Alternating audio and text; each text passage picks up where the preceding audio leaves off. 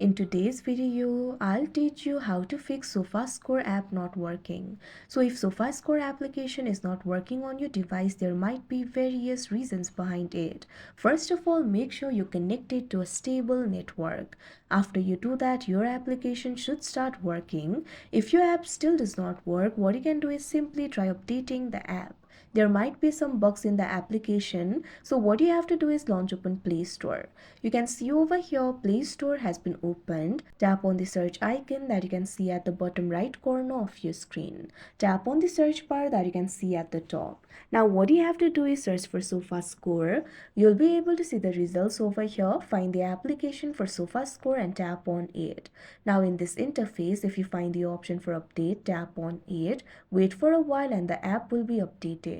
Now all the bugs will be fixed and your problem should be fixed. But if your app still does not work, what you can do is simply try clearing the cache. For that, launch open app library of your device. Now what you have to do is find this application for Sofascore and long press on it.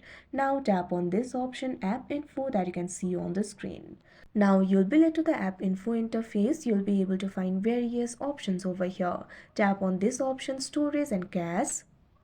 Now over here you can see two options, clear storage, clear cache. Tap on the option clear cache.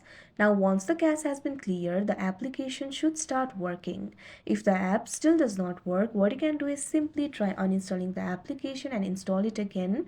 After you do that, your app will surely work. But sometimes the problem might be with the device itself. So in that case, what you have to do is restart the device. For that, long press on the power button. You'll be able to find various options over here. Tap on the option restart and your device will be restarted.